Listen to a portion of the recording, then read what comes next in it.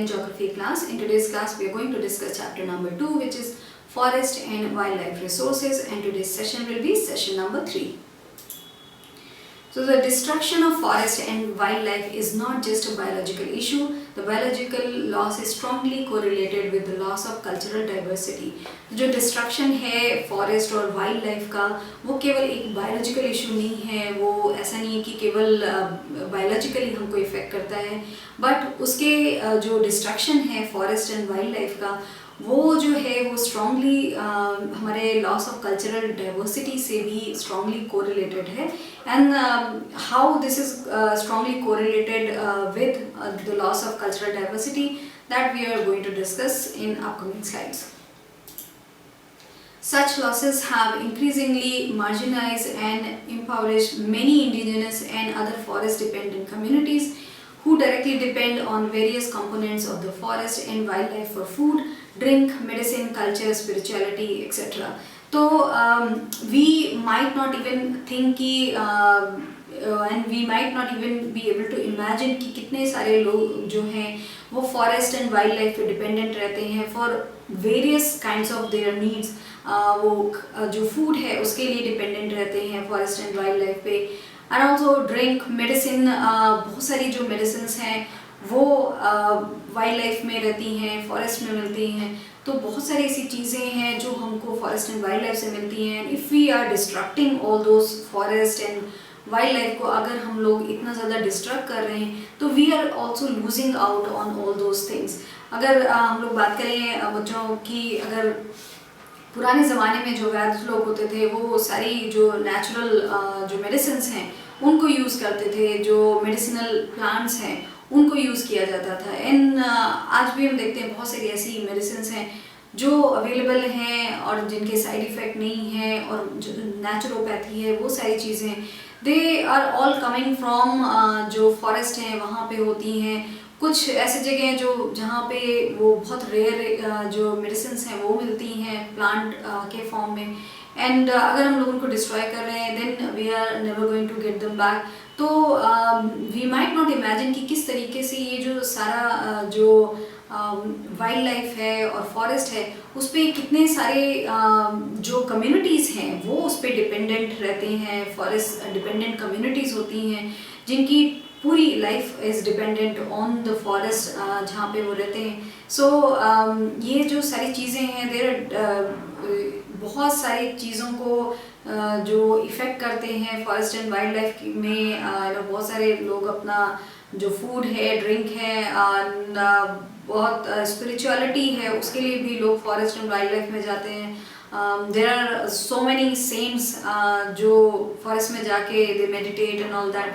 तो अगर हम लोग उसको ही ख़त्म कर रहे हैं, द फॉरेस्ट जब इतने सारे हम लोग ख़त्म कर रहे हैं, then where all these people will go for their जो necessities हैं उनके लिए, because there are people who are and there are communities who depend on forest and wildlife.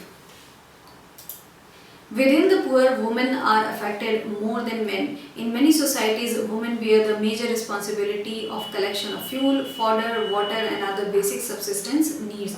तो अगर हम लोग देखें कि if we are destructing the forest, जो पूरा फॉरेस्ट है एंड वाइल्ड लाइफ है उसको, तो जो वुमेन है वो बहुत ज़्यादा इफ़ेक्ट होती हैं. एंड वो इसलिए इफ़ेक्ट होती हैं कि बहुत सारी सोसाइटीज़ में वुमेन जो है उनकी जो रिस्पॉन्सिबिलिटी होती है वो ये होती है कि वो कलेक्शन ऑफ फ्यूल करती हैं, फॉडर है, वाटर है एंड अदर जो बेसिक सबसिस्टेंस जो नीड्स हैं उनको वो पूरा करती हैं. एंड बहुत जगह ऐसा होता है कि women will go and fuel के लिए जो वुड है वो फॉरेस्ट से लेके आते हैं, और द फूड जो फॉरेस्ट के ऊपर डिपेंडेंट जो कम्युनिटीज़ हैं they get their food from there, they get the water from there. So all these जो कम्युनिटीज़ हैं उनके mostly the way they work is men will go outside to work, and all these responsibilities जो होती हैं that comes on women and they take care of all these things.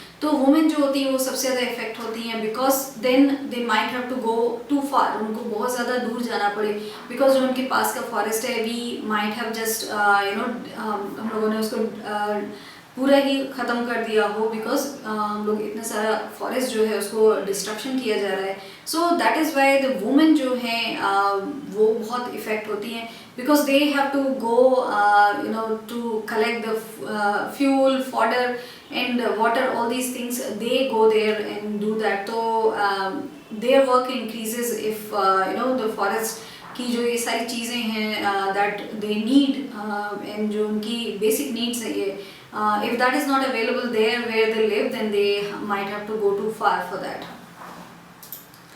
As these resources are depleted, the drudgery of women increases, and sometimes they have to walk for more than 10 kilometers to collect each resources. तो जिस तरीके से ये सारे जो resources हैं वो deplete हो रहे हैं या हम लोग उनको ख़त्म कर रहे हैं, तो इसकी वजह से जो वुमेन है उनका जो काम है वो बहुत ज़्यादा बढ़ जाता है. Their work increases so much कि sometimes they have to walk more than 10 kilometers just for collecting all these resources, because they need food and they need fuel. उनको to make their food they need the जो forest की wood है, they collect that. तो ये सारी चीज़ें collect करने के लिए if it's not available nearby, imagine they have to go 10 kilometers just to get all these things. And we can't even imagine going 10 kilometers every day, walk करके जाना and then bring all those things. So it gets so very difficult because of जो depletion है ये सारे resources का. All these things are coming because of that. This causes serious health problems for women and negligence of home and children because of the increased hours of work, which often has serious social implications. So all these things are it's a cycle. जो all these things are interrelated, they are correlated with each other. कि if woman has to go if she was going 2 kilometers वो जा रहे थे for all the basic needs that they used to get from जो forest से उनको मिलता था, now they have to go 10 kilometers if we imagine, then the time they will take will be increased, but they have to do all these things. उनको काम तो ये करना ही पड़ेगा. So what will happen, they will it will increase the problems for women and negligence होगा home का, children का negligence होगा because they cannot give that time to the children, to their homes. And ये जो एक cycle है, then that will have social implication because of that. If they are not taking care of home, themselves and also the children, तो disease होंगे because they are not keeping जो पूरी care है वो नहीं कर पा रहे. So all this will lead to जो serious implication है वो होंगी. Forest and wildfire are vital to the quality of life and environment in the subcontinent.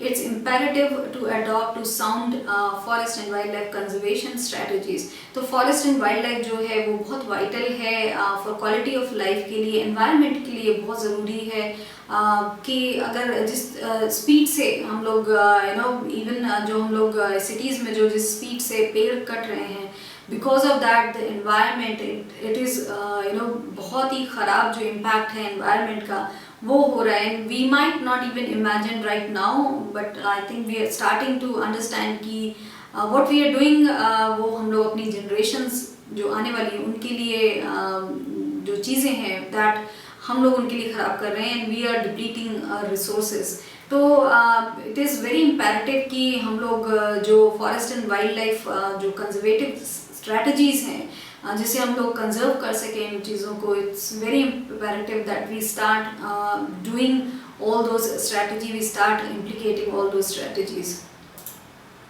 So conservation of forest and wildlife in India, how it's done, conservation in the background of rapid decline in wildlife population and forestry has become essential. तो जो conservation है background में जो rapid जो decline हो रहा है wildlife population में because of जो forest जो resource है, हम लोग forest इतना उसको काट रहे हैं, because of that जो wildlife population है वो बहुत कम हो रहा है, forestry है वो बहुत कम हो रही है. So it becomes essential कि जो conservation है वो start किया जाए. Conservation preserves the ecological diversity and our life support system, which is water, air and soil. It also preserves the genetic diversity of plants and animals for better growth of species and breeding.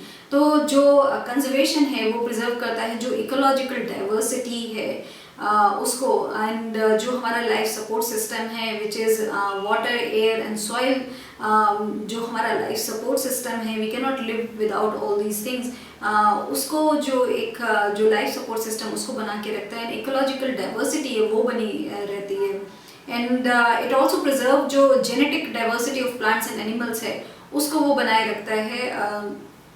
तो ये सारी चीज़ें जो हैं these are all interrelated, that's why we have to make sure we are not depleting जो हमारे resources हैं उसको हम लोग deplete नहीं कर रहे हैं, and we are trying and doing everything to conserve the forest, conserve the wildlife.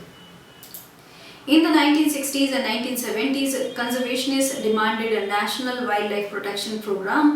The Indian Wildlife Protection Act was implemented in 1972 with various provisions to protecting habitat. तो 1960 and 1970s में जो conservationists हैं उन्होंने demand किया कि national wildlife protection programme बनाया जाए, so that at least we start doing things that we are suppose to do.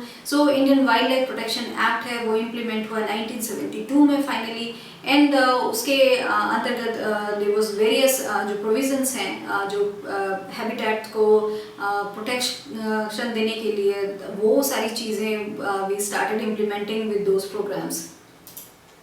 The thrust of program was towards protecting the remaining population of certain endangered species by banning hunting, giving legal protection to their habitats and restricting trade in wildlife. तो जिस तरीके से जो programme का thirst था वो था कि प्रोटेक्ट करें जो रिमेनिंग पॉपुलेशन है, एंडेंजर्ड स्पीशीज़ की जो रिमेनिंग पॉपुलेशन है उनको कंजर्व करने के लिए सारी चीज़ें की जाए. तो उसके लिए जो हंटिंग है उसको बैन किया गया, लीगल प्रोटेक्शन दिया गया टू जो उनके जो हैबिटेट्स हैं तो उनको लीगल प्रोटेक्शन दिया गया, and also by restricting the trade in wildlife. तो all these measures have been taken जिससे we can protect the endangered species that we have talked about in earlier session, how some of the species are getting endangered.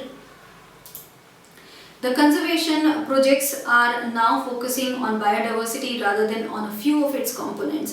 तो जो conservation projects हैं अब वो they are now focusing on biodiversity जो है उस पर focus कर रहे हैं. They are looking at the broader जो area है, they are looking at that, तो they can do better rather than just focusing on a few of its components. There is now a more intensive search for different conservation measures. Increasingly even insects are beginning to find a place in conservation planning.